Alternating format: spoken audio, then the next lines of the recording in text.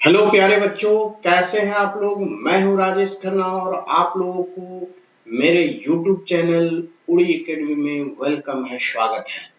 और स्टार्ट करने से पहले मैं आपको बता दूं कि ये मैथ टेस्ट आपको डेली लेके आता हूं और ये बहुत ही मजेदार होने वाला है प्यारे बच्चों। जब आप ये रेगुलर करते हैं और एग्जाम देने के लिए जब जाइएगा उस समय आपको एहसास होगी कि काश और पहले से क्या हो रहता, बहुत ही मजा आ जाएगा।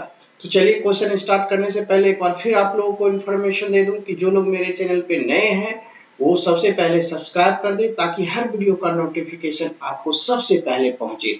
चलिए तो स्टार्ट करते हैं। फर्स्ट क्वेश्चन क्या कहता है, वो भी धमाकेदार। कहा 5/113, 7/120, 13/145 और 17/160 में से सबसे बड़ा कौन सा है, ये आपसे पूछा। बहुत ही धमाकेदार, देखिए क्वेश्चन होने वाला है, बहुत ही अच्छा एकदम। सवाल को हम लोग करते हैं, देखिए कैसे करेंगे। सबसे पहले तो क्वेश्चन में बोला आपका यहाँ से 5 ये आपका दिया हुआ है ये, ठीक है। फिर दूसरा दिया हुआ है आपका 7/120, 7/120 लिखा। फिर यहाँ से कहा 13/145, 13/145, राइट। फिर आपका 17/160, 17/160 ऐसे दिया हुआ है, ठीक है। आप इसको करेंगे क्या, मैंने आपको सिखाया था कि बहुत ही अच्छा। यहाँ पे मैं लिखता हूं कि अगर a/b इक्वल टू उसने c/d इक्वल टू नहीं, ये दोनों में से आपसे पूछा जाएगा कि कौन बड़ा कौन छोटा, तो आप इसे क्रॉस मल्टीप्लीकेशन करेंगे तो क्या हो जाएगा, इधर ad हो जाएगा और इधर bc हो जाएगा, क्रॉस ऐसे करके और ये ऐसे करके मल्टीप्लाई।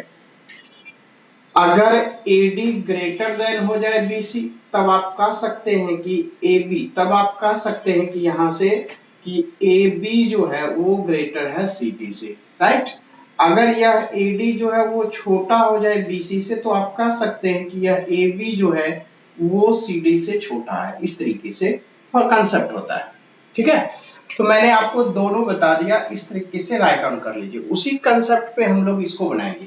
देखिए मन ही मन करेंगे, क्योंकि यहाँ तो चूज करने के लिए बोला सबसे बड़ा, तो क्या करेंगे हम लोग 120 से 5 को मल्टीप्लाई करेंगे तो 12×5 = 600 और ये 11×7 कितना हो जाएगा 77, ये ज्यादा है तो क्या हो जाएगा आपका 13×7 = 791। अगर आप ये करेंगे ये 791 हो जाएगा 91, इस तरीके से 600 से ज्यादा है। इसका मतलब मुझे ये वाला टर्म नहीं रखना, ये खत्म हो गया, क्योंकि हमको तो बड़ा टर्म खोजना है, छोटा वाला को काट देंगे। फिर 145 को 7 से मल्टीप्लाई करेंगे तो क्या हो जाएगा, देखिए 12 13 156 होता है, यानी कि 1560, ये 64 98, मतलब ये कम जाएगा तो इसको मैंने हटा दिया। गुना करके देखिएगा ये कम जाएगा, 1560 ज्यादा आ जाएगा। फिर 16 को आप जब 13 से मल्टीप्लाई करेंगे तो ये कितना हो जाएगा, 16 या 48, यहाँ से 8 4 16 4 20, 2080।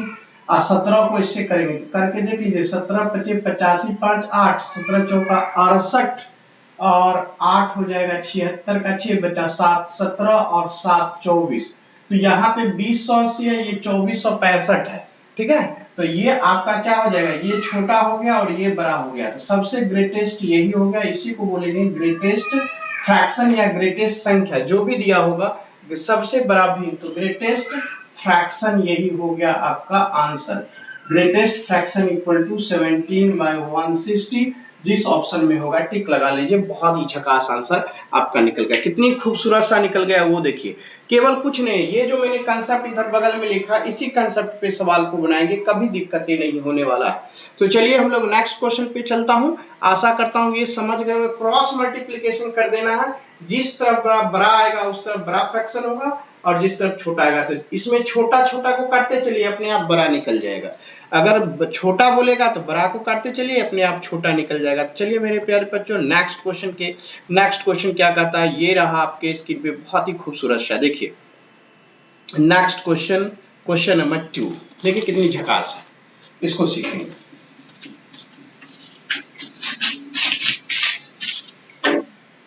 नेक्स्ट में बोला कि निर्मित किसी कार्य के 2/, निर्मित नाम है किसी का, इन्हें कि मकान का निर्माण हो रहा है वो मत समझ जाइएगा। निर्मित किसी का नाम है कि निर्मित किसी कार्य को 2/3 भाग को 18 दिनों में पूरा कर सकती है। तो कशिश को क्षमता निर्मित से दुगुनी है, तो कशिश उस कार्य को कितने दिनों में पूरा करेगा ये बोला। बहुत ही अच्छा क्वेश्चन। ये निर्मित है और निर्मित बोला 2/3 कार्य को कितने दिनों में करता है। निर्मित जो है 2/3 कार्य को 18 दिन में करता है। इधर 2/3 है तो इधर करके हम लोग 3/2 कर देंगे, उलट देंगे। तो निर्मित कंप्लीट कार्य कितने दिनों में करता है, कंप्लीट करेगा 27 दिन। निर्मित कंप्लीट कितने दिनों में करेगा, 27 दिनों में करेगा। ठीक है। अब कशिश की क्षमता निर्मित से दुगुनी है, कशिश की क्षमता जो है निर्मित से दुगुनी है। अगर निर्मित 1 इसकी क्षमता है तो ये 2 है, ये इफिशियंसी निकल गया। राइट।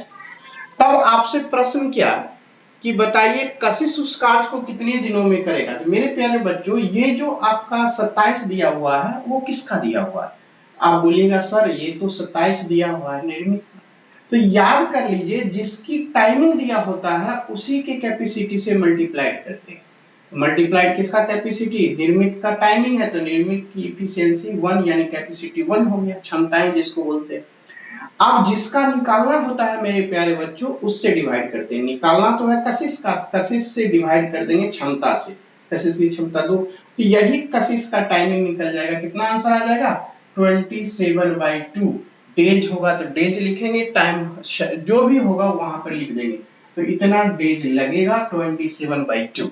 देखिए कितनी झकास तरीके से बन जाता है आंसर, बहुत ही खूबसूरत तरीके से, कहीं कोई दिक्कत नहीं होने वाला है मेरे प्यारे बच्चों। आपका आंसर कंप्लीट हो गया क्वेश्चन नंबर 2। आशा करता हूं अच्छे से समझे होंगे। चलिए नेक्स्ट क्वेश्चन पे आ जाइए। क्वेश्चन नंबर 3 क्या कहता है उसको देखिए, ये भी बहुत झकास है। आप यहां से देखिए कहता क्या है उसको सीखेंगे। सवाल बहुत ही बेहतरीन है। देखिए कहा कि 30 मीटर लंबाई और 25 मीटर चौड़ाई के एक साल में 40 पुरुषों ने डुबकी लगाई। ठीक है।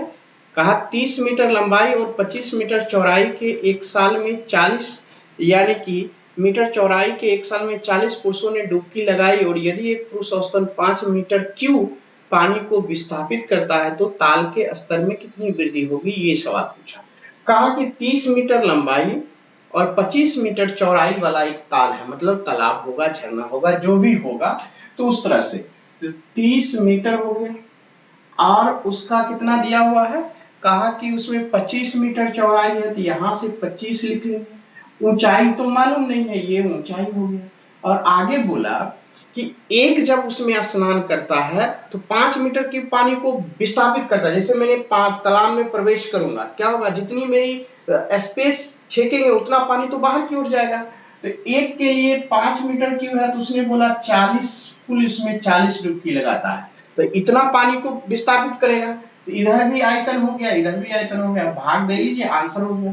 तो 5 से यहाँ पे कितना हो जाएगा, 5 हो जाएगा, और ये 0 से 0 कट जाएगा।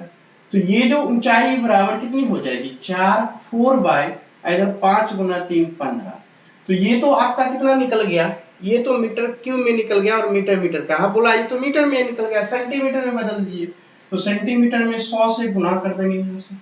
जब 100 से मल्टीप्लाइड करेंगे तो कितना हो जाएगा, 5 से देखिए यहाँ से 100 से 5 से 3 और 5 से यह 20 हो जाएगा, 20 चौका 80, ये 80/3 हो जाएगा। और इसको जब आप करेंगे 3 से डिवाइड करेंगे तो 2 हो जाएगा ना। ये आपका 3 दूना 6 तो 20, 6 3 18 और फिर 6 6 आ जाएगा। यही अप्रॉक्स में सेंटीमीटर में आंसर आपका होगा। देखिए यही आपका होगा। तो उसी ने बोला कि ताल के स्तर में कितनी वृद्धि हो गई, जैसे कोई स्नान करेगा तो पानी ऊपर बार बार फेंकेगा, पानी ऊपर बार बार फेंकेगा, तो वही हो गया 26.66 सेंटीमीटर जो है ऊपर फेंकेगा। और इस तरीके से राइट आंसर, खूबसूरत सा आंसर निकल के आ गया। देखिए कितनी झकास आंसर आता है, बहुत ही अच्छा क्वेश्चन बन रहा। अब चले आएंगे हम लोग नेक्स्ट क्वेश्चन पे। देखिए नेक्स्ट क्या कहता है उसको सीखिए, बहुत ही खूबसूरत सा क्वेश्चन नंबर नेक्स्ट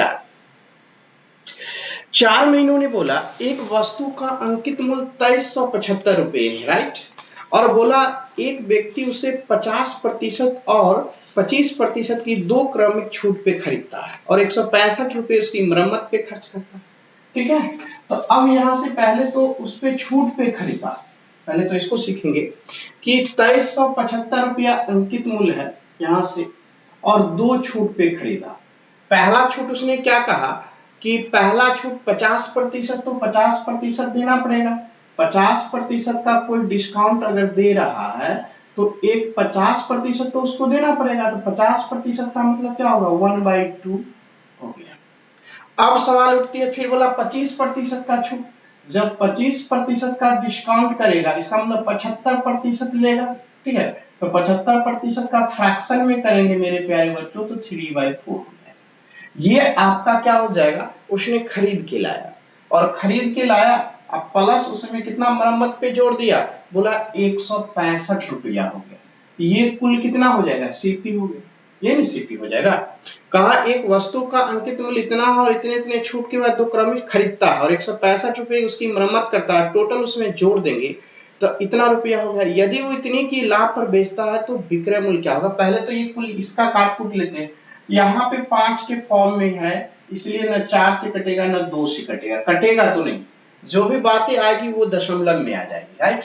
तो दशमलव में आ जाएगी तो ये 890.62, ये काट कूट के आ जाएगा आपका 890.62, ये 165 है, काट लीजिएगा, यहाँ से आ जाएगा।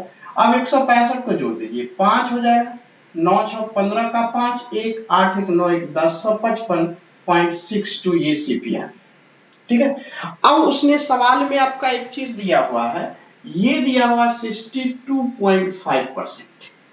ये जो 62.5 पॉइंट है ये क्या है, आप गौर से देखेंगे इसको। यदि मैं प्यारे बच्चों देखिए यहाँ से 50 प्लस, गौर से देखिएगा, और 12.5 कर दे ऐसे, ठीक है, ये परसेंटेज हो गया। देखिए अब यहाँ से 50% का मतलब कितना हो गया, अगर ये करेंगे 50% को फ्रैक्शन में करेंगे तो ये 1/2 होता है, और 12.5% का 1/8 होता है। तो अब एलसीएम कितना हो जाएगा, अब ये 2 से करेंगे यहाँ पे 4, 4 एकम 4 और 1 5, 5/8 हो गया इसका। 12.5% को फ्रैक्शन में किया तो 5/8 हो गया। साढ़े, देखिए ये तो मैंने आपको सिखाया, ऐसे तो याद करके भी रखना चाहिए ये 5/8 का है, ठीक है। अब कहता है कि ये विक्रय मूल्य पे, इसका कंप्लीट, ये देखिए यहाँ से विक्रय मूल्य पे बेच दिया, विक्रय मूल्य पर बेच दिया, ये तो क्रय मूल्य है, और क्रय मूल्य ये ऊपर में लाभ है तो 5 की लाभ है, 8 में ये 5 की लाभ है, तो इसका कंप्लीट अगर मान लीजिए विक्रय मूल्य है तो होल वैल्यू कंप्लीट क्या होता है, नीचे वाला ऊपर में जाके जोड़ दिया, 8 5 13/8 हो गया। अब यहां से ये कंप्लीट हो गया। अब इसको यहां से एसपी बराबर निकालेंगे तो ये क्या करेंगे, ये जो आपका सीपी दिया हुआ है 1055.62, इसमें ये 13/8 से डिवाइड कर दीजिए।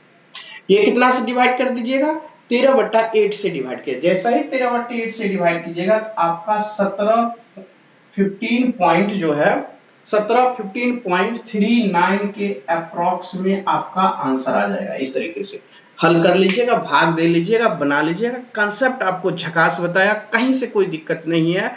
आपका 62.5 को फ्रैक्शन करने का तरीका अच्छा बताया, नहीं तो वो आपको ये 100 जोड़ के बहुत लफड़ा हो जाता है। ये तरीका आपका बहुत ही झकास है। चलिए हम लोग नेक्स्ट क्वेश्चन पे चलता हूँ। खूबसूरत सा नेक्स्ट क्वेश्चन क्या कहता है उसको देखिए। क्वेश्चन नंबर 5 ये रहा आपके स्क्रीन पे, क्वेश्चन नंबर 5 देखिए कितनी खूबसूरत सा है। अब इसको सॉल्व करेंगे। बोला एक घनाभ की लंबाई, चौड़ाई तथा ऊंचाई जो है वो इस रूप में दिया हुआ है। चलिए सॉल्व करते हैं इसको भी हम लोग, ठीक है। अब यहां से कहा कि लंबाई दिया हुआ है, ये आपका लंबाई, ये चौड़ाई और ये ऊंचाई, इस तरीके से, ठीक है। लंबाई यहां से 19 का और ये 11 का और ये 13 का, ठीक है। अब कहा यदि लंबाई चौड़ाई 30, लंबाई ऊंचाई से 30 सेंटीमीटर अधिक हो तो घनाभ का आयतन। देखिए लंबाई जो है ऊंचाई से 30 अधिक है, तो यहाँ पे अधिक कितना का, 19 में से 13 चला जाएगा तो यहाँ 6 का अधिक है, अब बराबर 30 सेंटीमीटर। इसका मतलब एक बराबर जो है 5 सेंटीमीटर अधिक है। तो इसका मतलब लंबाई कितना हो गया, 19 5 95, ठीक है। और उसके बाद ये चौड़ाई कितना हो गया, 11 5 55, और ये कितना हो गया ऊंचाई 13 5 65, सब सेंटीमीटर में आ गया, ठीक है। लंबाई चौड़ाई ऊंचाई निकल गया। अब घनाभ का जो वॉल्यूम होता है वो वॉल्यूम क्या होता है, वो होता है लंबाई गुना चौड़ाई गुना ऊंचाई। तो लंबाई आपका 95 निकला हुआ है और ये यहाँ से 55 निकला हुआ है और यहाँ से 65 निकला हुआ। अब इसका गुना देखिए मेरे प्यारे बच्चों, मैंने आपको कभी बताया होगा, बहुत ही झकास कंसेप्ट में बराबर बताते रहता हूं। देखिए यहाँ से अगर इसकी मल्टीप्लाइड निकालना हो, देखिए कोई भी ये 55 55 किसी दो का मल्टीप्लाइड कर लीजिए, बहुत ही अच्छा सा क्वेश्चन है, कहीं से कोई दिक्कत। अगर मैं इस दोनों की मल्टीप्लाइड कर लूं तो कितना होगा, तो 5 5 25 लिख दूंगा, बचा हासिल 2 और यहाँ से 6 5 11 11 25 55 और 2 57 बचा, फिर से 5 6 5 30 और 5 35। ठीक है, इस तरीके से कर दूंगा।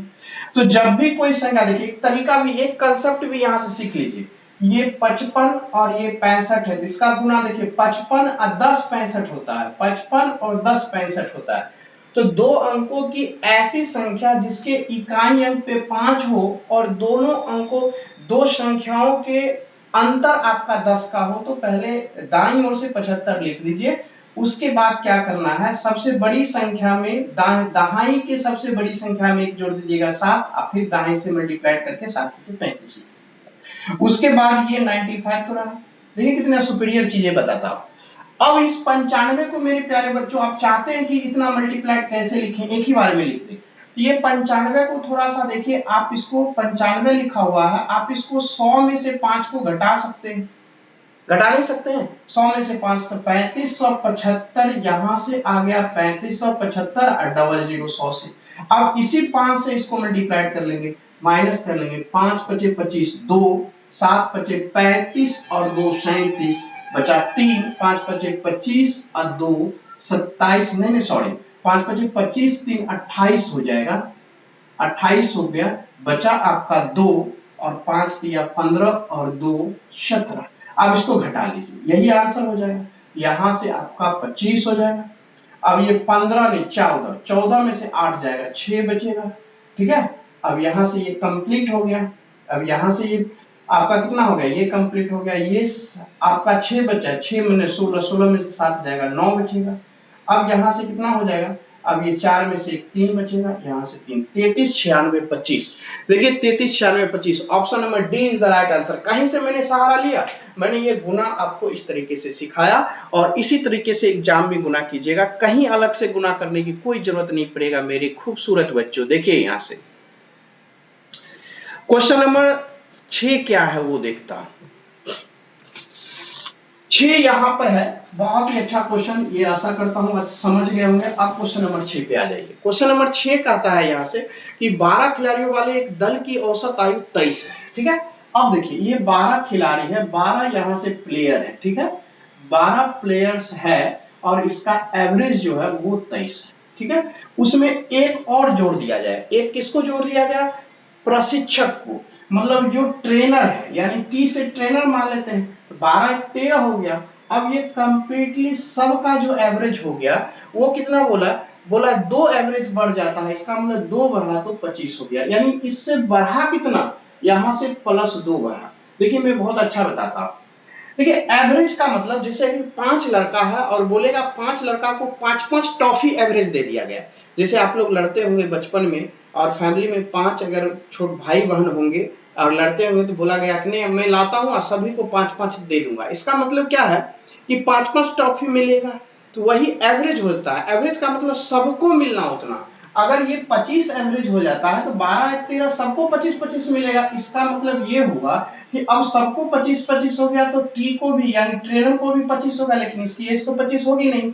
ये बोला कि +2 बढ़ गया, तो 2 बढ़ गया किस में, ये 12 में बढ़ गया ना, 12 में 2 बढ़ गया, तो 12 दूना 24 यहाँ पे आ जाएगा। अब जोड़ लीजिए तो ये कितना हो जाएगा, प्लस लिखा हुआ इसलिए यहाँ पे जोड़ देंगे, माइनस लिखा हुआ रहता तो घटा देते, 5 4 9, ये 49 निकल जाएगा। यानी जो ट्रेनर है उसकी अगर आयु की बात होती होगी तो 49 वर्ष की है, प्रशिक्षक 49 वर्ष का, option number C is the right answer. तो ये तो एक कंसेप्ट हो गया। आपकी इच्छा है कि दूसरी कंसेप्ट जो आप लोग जानते हैं जो इस कंसेप्ट से, उसको क्या कर लीजिएगा कि 12 अगर प्लेयर है, अगर 23 है तो इसको मल्टीप्लाई कर दीजिए, तो 23 दूना 46 का 6 बचा 4, और 23 4 27 ये हो जाएगा, राइट। एक प्रशिक्षक बढ़ गया तो 13 संख्या में हो गया, बोला अब एवरेज 25 हो गया, तो 25 दिया 75 का 5 बचा 7, अब 25 और 7 32। अब इसको घटा लीजिए, यही ट्रिलियन का आई निकल जाएगा, 15 में से 6 गया तो 9 6 15 9 हो जाएगा, 11 7 4 11 4 हो गया, 49 आ गया। तो दो तरीके से मैंने आपको बताया, ये कंसेप्ट जो है दो तरीके से बताया, बहुत ही खूबसूरत तरीके से आपका बना। यहाँ से दो कंसेप्ट सीखे और दोनों कंसेप्ट को याद कर लीजिए, काफी बेहतरीन है। पहला वाला जो कंसेप्ट बताया उसमें आपको गुना नहीं करनी पड़ेगी, दूसरा वाला में आपको गुना करना पड़ेगा, डिफरेंस इतना ही है। कोशिश कीजिएगा कि गुना करना नहीं पड़े, क्योंकि पहले वाला में ये जो मैंने बताया गुना करने वाला नहीं था, ये कंसेप्ट था। कंसेप्ट सीखेंगे झकास से आंसर आ जाएगा। नेक्स्ट में आ जाइए, क्वेश्चन नंबर नेक्स्ट कहता है कि एक वस्तु को 30 से 20% की दो क्रमिक लाभों पे बेचा जाता है, ठीक है। तो क्रैमूल अगर सीपी में यहां से मान लूं कि यह सीपी हो जाएगा और दो क्रमिक, पहले 30% का लाभ, तो 30 का लाभ मतलब 130/100 यानी 13/10 हो जाएगा, 0 0 कट गया। फिर बोला 20% का लाभ, तो 120 बट्टा यानी कि 6/5 हो जाएगा, और यही आपका दिया हुआ है कितना, आपका 31200, यही है 31,200। अब यहां से 13 से काटेंगे, देखिए 13 दूना यहां से कितना हो जाएगा 13 दूना 26 यानी 2 हो गया, 26 का कितना बचा, 13 दूना 26 5, और 13 चौका 52 यहां से 00। अब ये 6 चौका 24, तो 4 हो जाएगा 400। देखिए तो 400 कट के आ गया। अब ये 10 25 50, तो सीपी बराबर क्या हो जाएगा, 5 चौका 20, पहले ये गुना कर लीजिए, 1 0 यहां वाला और 2 0 यहां वाला, तो फाइनली सीपी कितना निकल गया 20,000। तो जिस ऑप्शन में 20,000 होगा उसको टिक लगा लीजिए। बहुत ही खूबसूरत अंदाजों में आपने सीखा। अब अगले क्वेश्चन को बेहतरीन तरीके से चलते हैं, कहता क्या है उसको सीखिए। कहा एक शहर में पैरों की संख्या, यहां से देखिए बहुत ही प्यारा सा है, कहा एक शहर में पैरों की संख्या जो है 17,640 है। यदि पैर की संख्या में 5% की वार्षिक दर से वृद्धि होती है, तो 5% की वृद्धि मेरे प्यारे बच्चों, बोला एरो ऊपर की ओर, जिसका मतलब होता है 105/100 हो गया वृद्धि होके, फ्रैक्शन में करेंगे तो ये 21/20 हो जाएगा, यस और नो। 21 बट्टा कितना हो गया 20 हो गया। इस तरीके से ये जो बना आपका 21/20 हो गया। देखिए कितनी खूबसूरत सा तरीका आ गया। अब कहता है कि 2 वर्ष पहले, यहां पर लिखेंगे 2 इयर्स एगो। 2 इयर्स एगो जो होगा, पेड़ों की संख्या कितनी होगी, संख्या यानी नंबर ऑफ ट्रीज कितने होंगे, तो पहले संख्या कितनी थी 17,640, राइट। अब इसको उलट के गुना कर देंगे, 2 वर्ष पहले बोला तो 2 बार मल्टीप्लाई कर देंगे, ठीक है। अब यहां से प्यारा सा आ गया। अब 21 का गुना जो होता है वो 441 होता है। अब इसी को 4 बार इससे गुना कर देंगे तो 40 बार में कट जाएगा। अब देखिए 4 दूना 8 दूना 16, तो 16 पहले लिख देंगे, सबका एक एक जीरो यहाँ पे आ जाएगा, तो 16,000 इज द राइट। देखिए खूबसूरत सा निकल गया। और 2 वर्ष पहले जो नंबर ऑफ ट्रीज आएगी, पेड़ों की संख्या आ जाएगी 16,000 आ जाएगी। सोचिए कितनी धमाकेदार क्वेश्चन चल रहा है।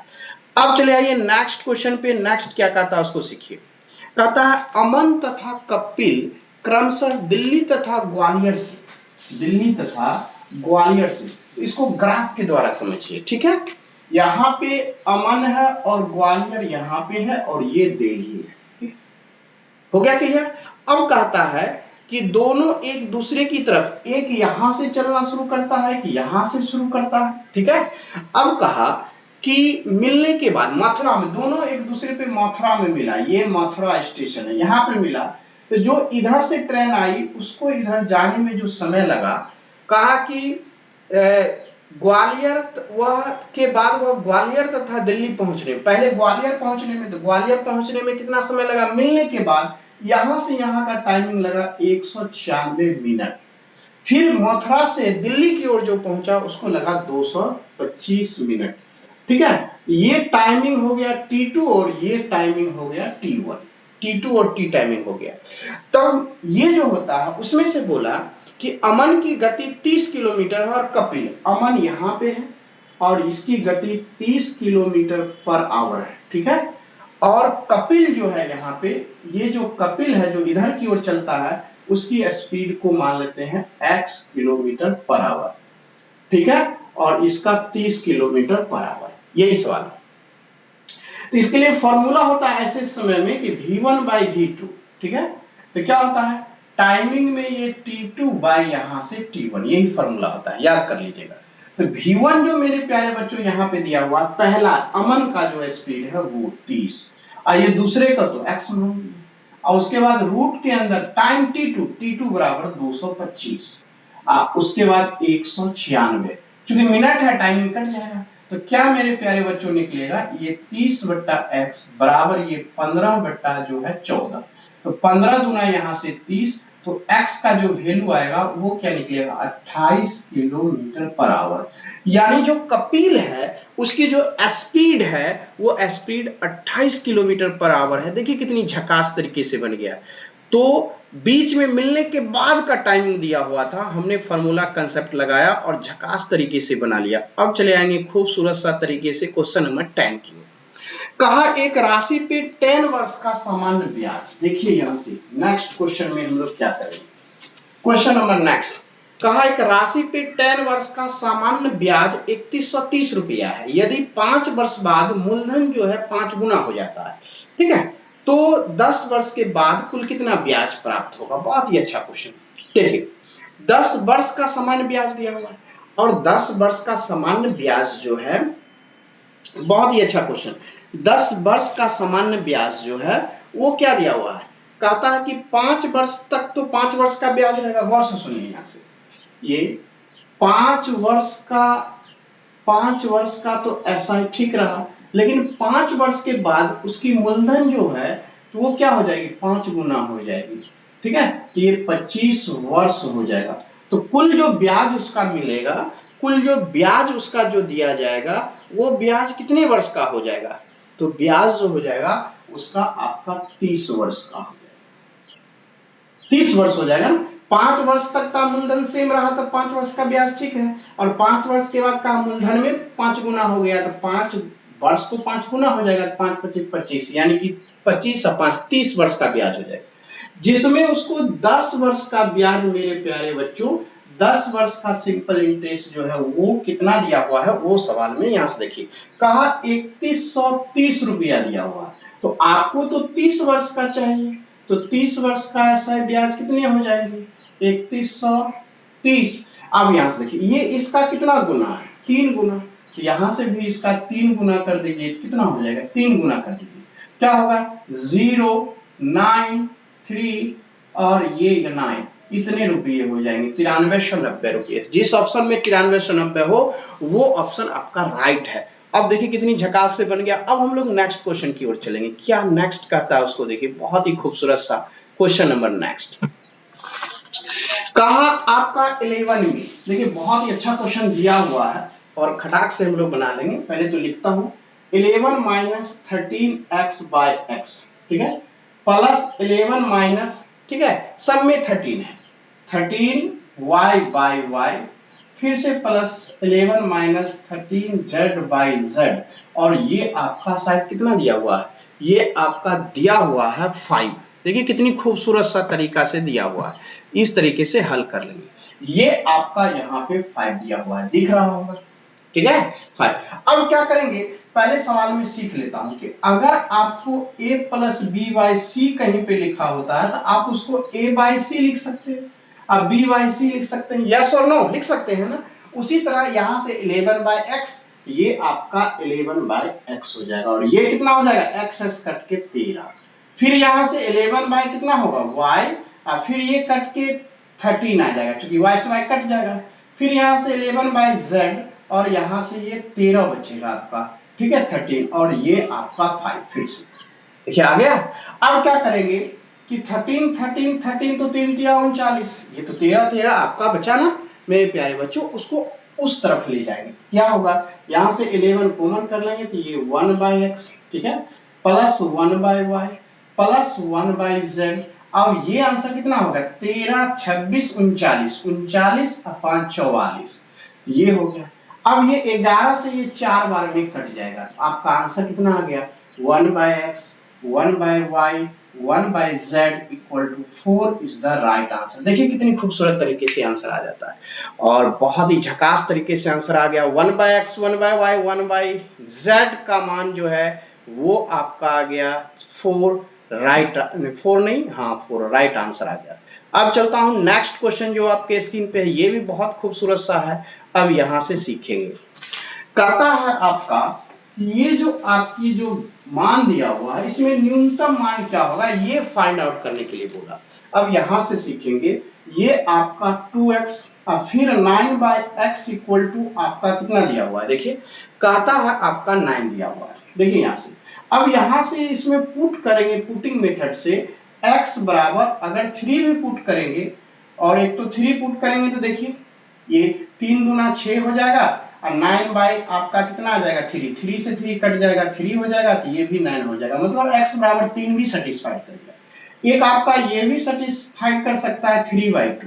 देखिए 3/2 रखेंगे तो वो करता है, जैसे 3/2 रखेंगे तो क्या हो जाएगा 2 से 2 कट जाएगा तो यहाँ पे 3 आ जाएगा और यहाँ से क्या हो जाएगा 9 बाई ये 3/2, तो 3 से ये 3 टाइम्स कट गया तो ये 3 प्लस ये 2 जाके मल्टीप्लाइड हो जाएगा 6, ये भी 9 होगा। अब विचार करना है कि पूछा क्या। अब मेरे प्यारे बच्चों आपसे पूछा यहाँ से न्यूनतम मान क्या होगा, तो अब जरा देखिए कि x बराबर 3, तो न्यूनतम जो वैल्यू होगा x का उसी से न्यूनतम मान निकलेगा ना। x से ये 3 से 3/2 छोटा है, 3 से 3/2 छोटा है, 3 से 3/2 छोटा है, तो x का जो मान इसमें 3 रखेंगे तो ज्यादा वैल्यू आ जाएगा। हमको बोला न्यूनतम मान रखने के लिए तो हम केवल 3/2 का वैल्यू पुट करेंगे।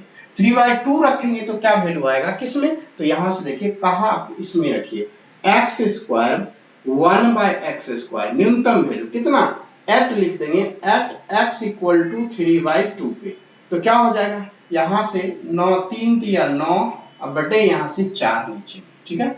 अब प्लस यहां से क्या हो जाएगा 9/4, 4 ऊपर चला जाएगा और यहां से 9 हो जाएगा। अब इसका जोड़िएगा तो नीचे में 36 और ये आपका 81 प्लस 16, तो आंसर हो जाएगा 97/36।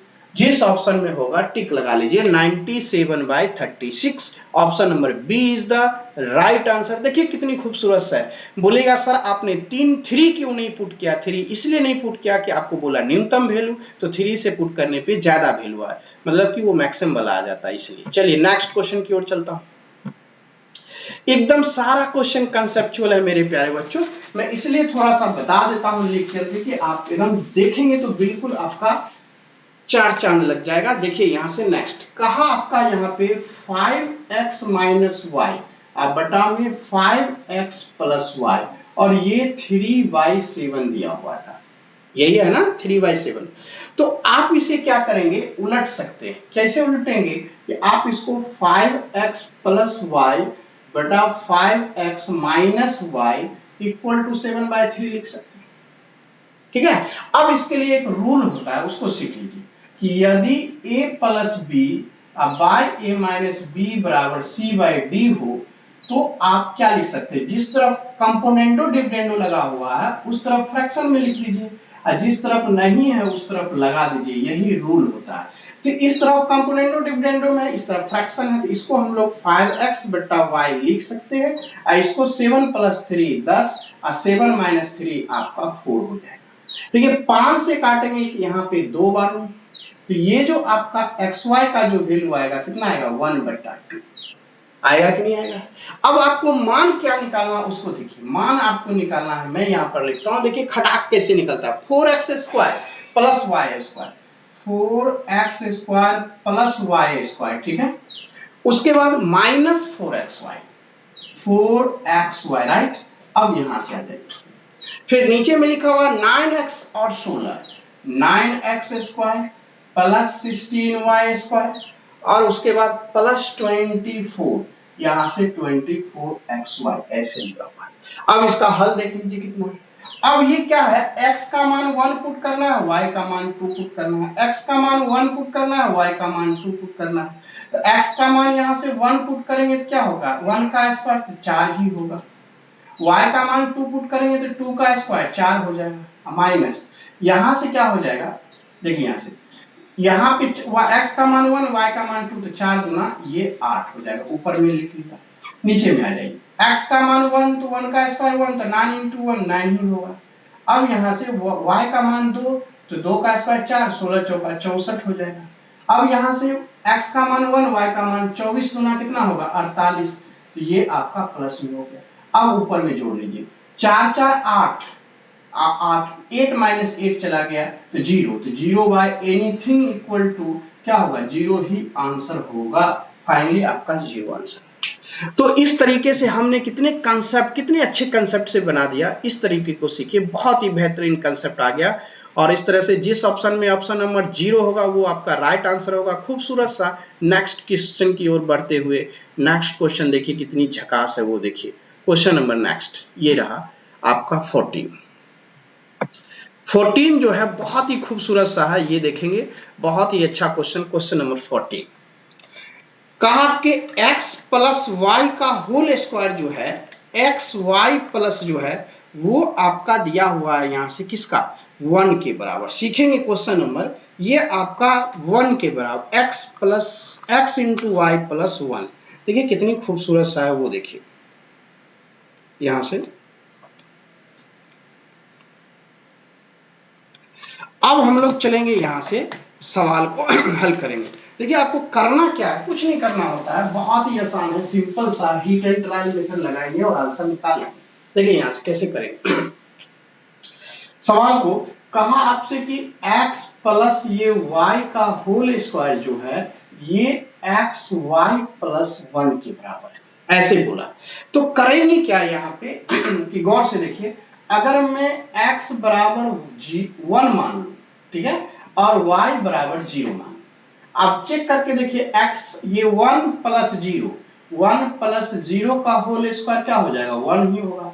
अब इसको कर लीजिए, ये तो 1 इंटू 0 प्लस 1 आपका क्या आ जाएगा 1 ही आएगा। इसका मतलब दोनों बराबर हो गया, मतलब सेटिस्फाइड हो गया। जब ये सेटिस्फाइड हो गया तो आगे आपका एक और दिया हुआ है X Q minus Y Q बराबर 1, इसको भी सेटिस्फाइड कर लेते हैं। जब ये सेटिस्फाइड हो जाएगा X Q minus Y Q equal to 1, यहां भी देखिए इसका वैल्यू 1 का क्यू 1 माइनस 0 बराबर ये 1 आ गया।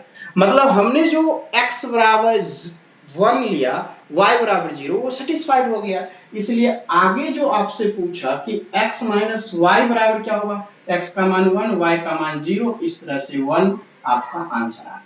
तो देखिए झकास आया कि नहीं झकास है। मैंने बोला भी कि आपको झकास आने वाला है मेरे प्यारे बच्चों, बहुत ही खूबसूरत सा।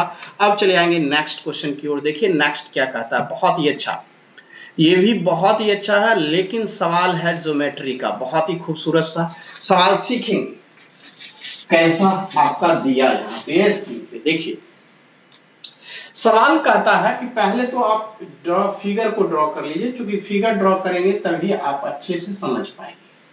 ठीक है, इस तरह का सवाल कहा पी क्यू आर एस एक वर्ग है। पी कहां से स्टार्ट किया, ऊपर से, ये पी क्यू और आर और ये एस ऊपर से स्टार्ट किया, राइट। कहा एस आर टी एक समबाहु त्रिभुज है। एस आर टी ये एक ऐसा है कि आपका ये समबाहु त्रिभुज है एस आर टी, मैंने बना लिया कहीं पे, एस आर टी समबाहु त्रिभुज है। इसका मतलब ये है कि ये भी 60 होगा, ये भी 60 होगा और ये भी 60 होगा, मतलब समबाहु त्रिभुज बोला तो 60-60 होगा। अब चले आए फिर बोला कि एस ओ आर का मान क्या हो जाएगा, एस ओ आर, बीच में एक रेखा यहां से यहां एक डायगोनल है, उसको बना लीजिए, ये डायगोनल है, ठीक है।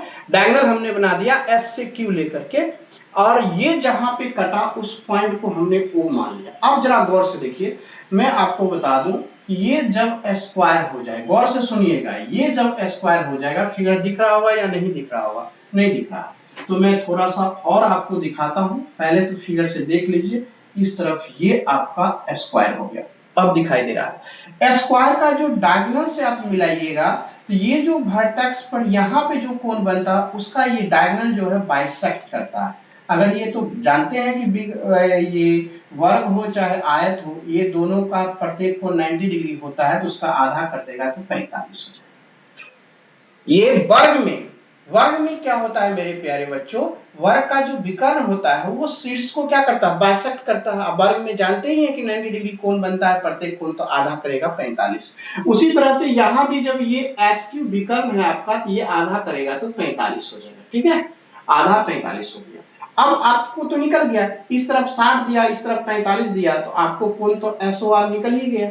एसओआर एंगल क्या हो जाएगा, पूरा त्रिभुज, ये जो एस आर ओ एक त्रिभुज बनेगा, उस त्रिभुज के तीनों कोणों का योग 180 डिग्री, जिसमें से दो कोण आपको मालूम है 60 और 45, 105 और घटा दीजिएगा तो ये 75 डिग्री आपका आंसर हो जाएगा। क्या कहीं से कोई दिक्कत था? ये एक कंसेप्ट जानना था, मैंने कंसेप्ट बता दिया कि वर्ग का जो विकर्ण होता है वो शीर्ष वाले कोण को बाइसेक्ट करती है। तो इस तरीके से आपने ये भी समझ लिया। अब चलते हैं नेक्स्ट क्वेश्चन की ओर। देखिए नेक्स्ट क्वेश्चन क्या कहता है, सुनहरा सा क्वेश्चन नेक्स्ट ये रहा आपके स्क्रीन पे। कहा एबीसीडी एक समांतर चतुर्भुज है। ये भी आपका क्या बहुत ही झकास, चूंकि आपको ज्योमेट्री का क्वेश्चन मैंने बोला भी था कि बहुत ही अच्छा पॉपुलर होता है। तो सबसे पहले एक ज्योमेट्री का फिगर बना लेंगे। ये आपका बोला पैरेलल, मैंने एक पैरेलल बना लिया। ठीक है, एक इसमें फिगर नहीं दिया अपने मन से, तो यहां से ए ले लेंगे, बी ले लेंगे, या आप ए को यहीं से शुरुआत कीजिए। यह ए हो गया, बी हो गया, सी हो गया और ये डी हो गया। कहीं से भी स्टार्ट कर सकते हैं। बोला ए बी जो है 7 है, ये 9 है। जब दो ही दे दिया तो ये आपका 9 हो जाएगा, ये 7 हो जाएगा। ये है ना, बोला समांतर चतुर्भुज की आमने सामने की क्या होती है, भुजाएं बराबर होती है। दो दे दिया बराबर हो गया। बोला एसी विकर्ण आपका दे दिया, ए से सी की जो विकर्ण है ये आपको मेरे प्यारे बच्चों दे दिया कितना, 8 दे दिया, 8 दे दिया। अब इसकी रिलेशन देखिए, समबाहु ने समांतर चतुर्भुज में क्या होता है, सभी भुजाओं के वर्गों का योग, सभी भुजाओं के वर्गों का योग जो होता है मेरे प्यारे बच्चों, ये क्या होता है उसको सीखिए। सभी भुजाओं के वर्गों का, ए बी का स्क्वायर, फिर बीसी का स्क्वायर, फिर सीडी का स्क्वायर और फिर आपका डीए का स्क्वायर, चारों भुजाओं का योग हो गया। ये जो होता है ये खूबसूरत सा क्या होता है, विकर्णों के, दोनों विकर्णों के वर्गों के योग के बराबर होता है। अब यहां से ए बी 7 है तो 7 का स्क्वायर 49, बीसी 9 है, 9 का स्क्वायर 81, सीडी आपका 7 है तो 7 का स्क्वायर 49, अब प्लस आपका ये 9 है तो 9 का स्क्वायर 81, और एसी का मान आपका 8 है तो 64, अब प्लस ये बीडी का स्क्वायर। देखिए कितनी खूबसूरत सा हो। अब सवाल देखिए कितनी भयंकर आ गया। अगर ये 64 को इधर ले आते हैं तो घट जाएगा तो आंसर आ जाएगा। अब यहां से देखिए 9 और 1 कितना हो गया 10, यानी कि 0। इस दोनों को जोड़िएगा तो ये यहां से 0, 8 और 4 12, 1 13 हो गया 130। 2 का योग 130, तो ये भी तो 130 ही होगा मेरे प्यारे बच्चों। तो जोड़िएगा दोनों तो 260। ये जो बीडी का स्क्वायर जो आएगा, इधर वाला 260 में से ये 64 घटा लेने से आ जाएगा। अगर ये 60 रहा था तो 60 घटता तो कितना हो जाता आपका 200, लेकिन 4 और घट जाएगा तो 196 आ जाएगा।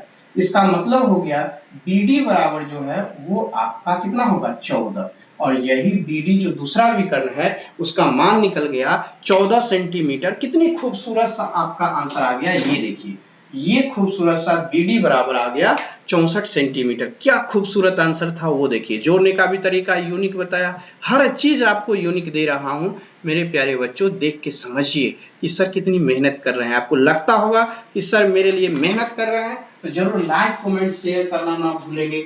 चलिए हम लोग नेक्स्ट क्वेश्चन की ओर धीरे धीरे आगे बढ़ते हुए नेक्स्ट क्वेश्चन की ओर आएंगे। बोला अष्टभुज में विकर्ण कितने होते हैं। तो आपको मैं बता दूं मेरे प्यारे बच्चों, कोई भी बहुभुज हो उसमें डायगोनल की संख्या आपको बोले, डायगोनल नंबर ऑफ डायगोनल्स यानी नंबर्स ऑफ डायगोनल्स बोले, तो ये फॉर्मूला क्या होता है प्यारे बच्चों, ये n into n minus 3/2 याद करके रखिएगा। तो here n equal to 8, चूंकि अष्टभुज है ऑक्टागन दिया, तो आपका नंबर्स कितने निकलेंगे वो देखिए। 8 into 8 minus 3 तो 5 हो जाएगा। अब बटा यहाँ से 2 से ये 4 हो जाएगा। तो नंबर ऑफ डायगोनल्स जो होंगे वो विकर्ण हो जाएंगे। निकल गया।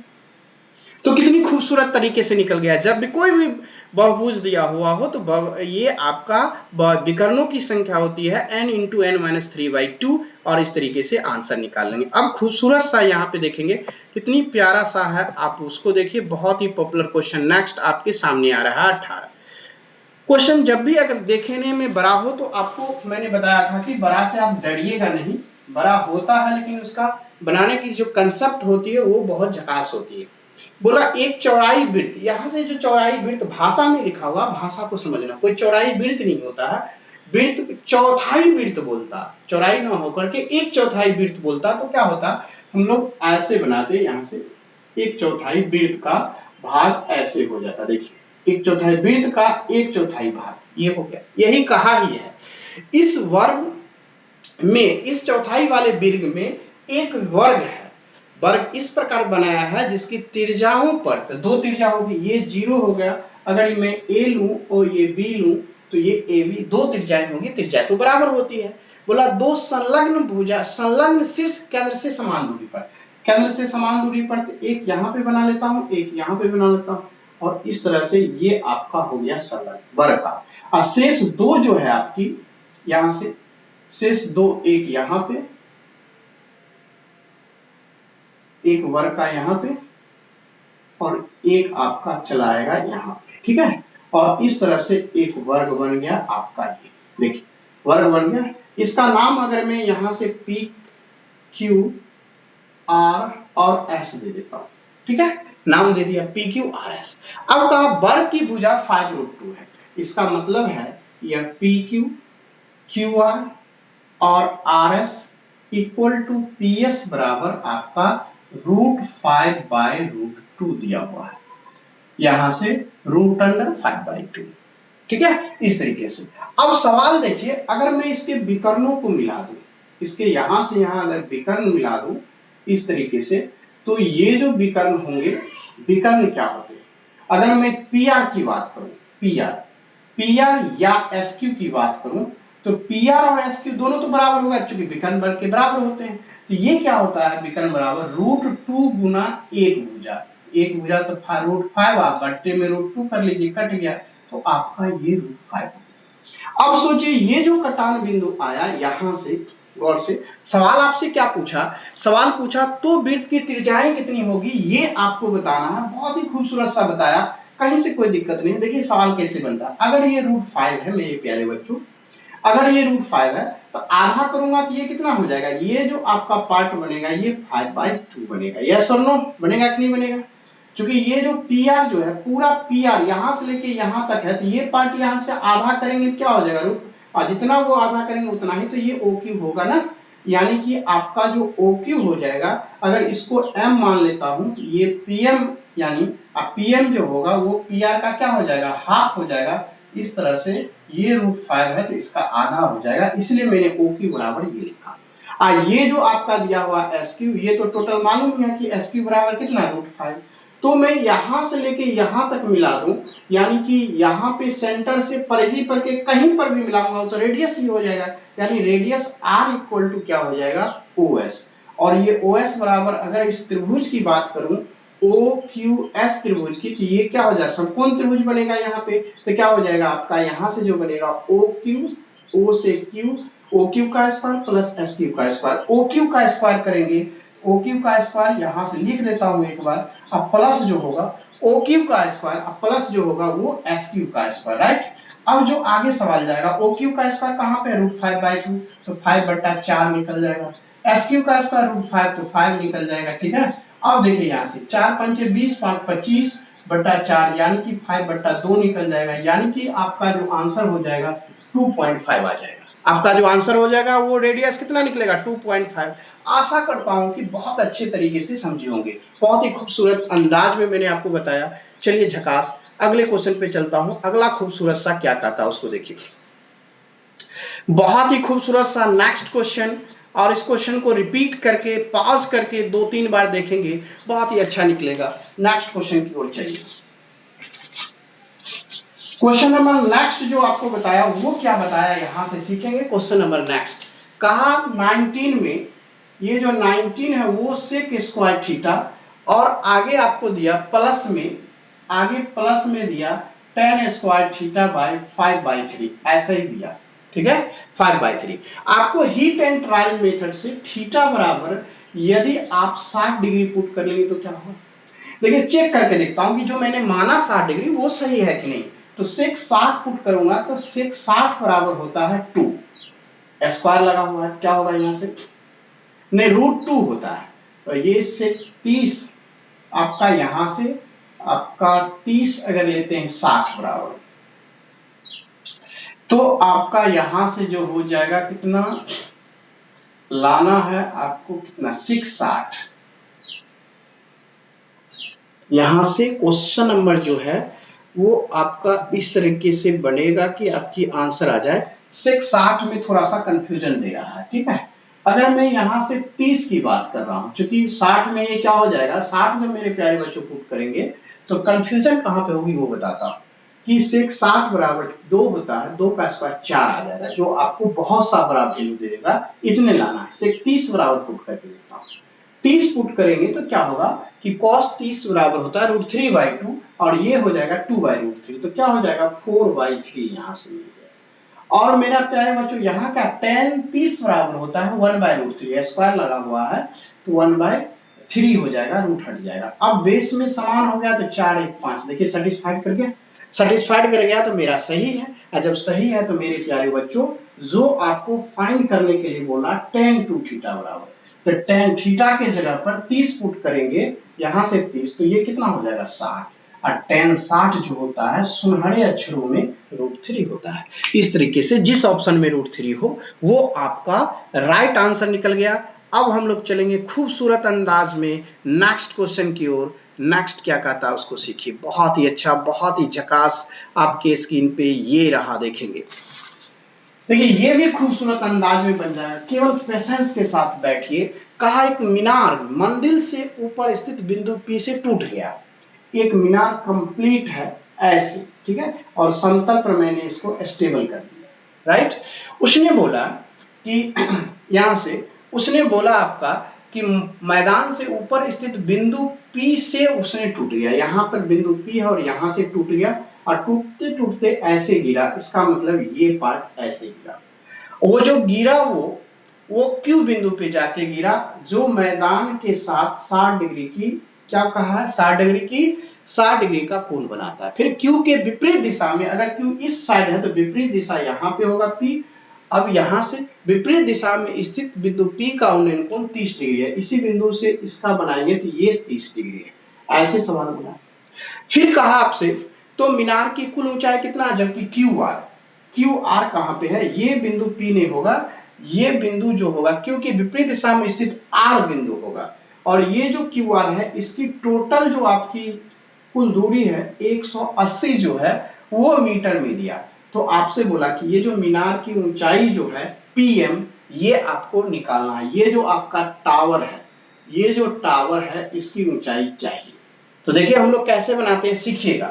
मैंने आपको बताया था, यहाँ तो आपको मैं यहीं पे बता के मिटा देता हूँ, कोशिश करता हूँ यहाँ पे मिटाने का। देखिए यहाँ पे कहा यहाँ से कि अगर ये 60 डिग्री दिया हुआ है, अगर ये 1 होगा तो स्वाभाविक है समकोण त्रिभुज में ये 30 होगा, तो अगर 60 के बगल वाला अगर 1 यूनिट लेते हैं तो ये √3 यूनिट हो जाता है। उसी तरह से सवाल को अगर मैं यहाँ से 1 यूनिट लिया, ठीक है, तो 60 है तो यहाँ पे ये समकोण त्रिभुज बना तो ये तो √3 यूनिट हो गया। यस और नो, हुआ कि नहीं। अब देखिए ये अगर 30 के बगल में गौर से देखिए, इधर से तो ये 30 हुआ, लेकिन इधर से ये क्या हो जाएगा 60, चूंकि यहाँ पे 30 है तो 60 के बगल में √3 है तो 30 के बगल में क्या होगा, इसका √3 गुना हो जाएगा, यानी कि 3 हो गया, ठीक है। अब देखिए टोटल ये यूनिट 3 और 1 4, तो 4 यूनिट बराबर आपका 180 मीटर दिया हुआ है। तो 1 यूनिट बराबर कितना होगा मेरे प्यारे बच्चों, 4 से डिवाइड करेंगे तो 45 मीटर हो जाएगा। लेकिन आपको तो ऊंचाई PM चाहिए, अब PM तो √3 यूनिट है, तो क्या हो जाएगा 45√3, ठीक है, इस तरीके से। लेकिन आपसे बोला मीनार की कुल ऊंचाई, तो मीनार की कुल ऊंचाई तो आपको मेरे प्यारे बच्चों यहां तक न होगा, ये टूटा भाग है, ये जो टूटा भाग जो इसके बराबर होगा। और आपको बता दूं कि इस समकोण त्रिभुज में फिर से ये 1 है तो 90 के सामने 2 होता है, यानी 1 यूनिट लिया तो ये 2 यूनिट हो जाएगा। 1 यूनिट बराबर 45, तो ये हो जाएगा कितना 90, तो ये अगर 90 मीटर तो ये भी 90 मीटर, तो कुल ऊंचाई जो हो जाएगा टोटल जो हाइट होगी वो क्या होगी, टोटल हाइट हो जाएगी, मतलब PM तक तो दूरी निकल गया कि 45√3, राइट। अब प्लस मेरे प्यारे बच्चों, ये जो ऊपर वाला पार्ट है, जो ऊपरी जो यहाँ से यहाँ टूट के गिरा PQ जो होगा वो 90 निकल गया इस तरीके से। तो अब जो फाइनल आंसर मेरा क्या हो गया, अगर 45 में कॉमन ले लेता हूं तो यहाँ से √3 प्लस ये 2, यही आपका फाइनल जो है कुल ऊंचाई निकल जाएगा 45 √3 + 2। Option number D is the right answer. देखिए कितनी खूबसूरत तरीके से आंसर आ गया। आशा करता हूं बहुत ही अच्छे से सीखे होंगे। अब चलता हूं नेक्स्ट क्वेश्चन की ओर। नेक्स्ट क्या कहता है, देखिए खूबसूरत अंदाज में सीखेंगे। ये रहा आपके स्क्रीन पे नेक्स्ट क्वेश्चन क्या कहता है। देखिए इसको भी बहुत अच्छे से हम लोग सीख लेंगे। क्वेश्चन नंबर आपका 21 दिया हुआ है। देखिए 21 में बोला कि साइन थीटा यहां से आपका ये जो साइन थीटा है प्लस साइन जो है वो 5 theta equal to sine 3 theta दिया हुआ है, ऐसे ये है। अब एक फॉर्मूला होता है कि साइन सी अब प्लस साइन डी बराबर होता है 2 साइन C प्लस D/2 ऐसे, और cos C माइनस D/2 ऐसे फॉर्मूला होता है। ठीक है, अब ये फॉर्मूला देखिए, अब ये फॉर्मूला यहां से क्या होगा, अब इस दोनों को जोड़ेंगे, क्या हो जाएगा sine C plus sine D, दोनों को जोड़ के आधा। ठीक है, तो ये 5D और ये थीटा मिलके कितना होगा 6 थीटा, आधा करेंगे तो 3 थीटा हो जाएगा, यही है ना। C प्लस D, तो C और D को जोड़ के आधा, तो 5 और थीटा को जोड़ा तो 6 हो गया, आधा किया 3। अब cos लिखेंगे, दोनों को घटा लेंगे, C इसको मानेंगे बड़ा वाला को, 5 में से थीटा चला गया 4, आधा करेंगे 2 थीटा, और यहां से sin 3 थीटा, दिस से दिस कैंसिल, तो ये जो cos 2 थीटा बराबर हो गया ये 1/2, इधर वाला 2 आ जाएगा। अब cos थीटा में कितना 1/2 होता है, तो 60 डिग्री में होता है। इसका मतलब जो होगा ये जो थीटा यहां से होगा वो 30 डिग्री होगा, और यही तो बोला कि थीटा कितना हो जाएगा, तो आपका 30 डिग्री निकल गया। और मैं आशा करता हूं कि आज की क्लास काफी बेहतरीन लगा होगा, बहुत ही मजा आ गया। चलिए मैं उम्मीद करता हूं कि आप लोग अच्छे से प्रैक्टिस करते होंगे, अच्छे से सीखते होंगे। इसी तरह प्रैक्टिस करते रहिए, शांति से घर में बैठे रहिए, धैर्य धरिए। देखिए धैर्य से ही सब कुछ होता है। आप पेशेंस के साथ केवल अपना वर्क करते चलेंगे तो आपका एक न एक दिन लक्ष्य जो है कंप्लीट जरूर होगा। और आगे फिर मिलता हूं अगले वीडियो में, तब तक के लिए थैंक यू, धन्यवाद।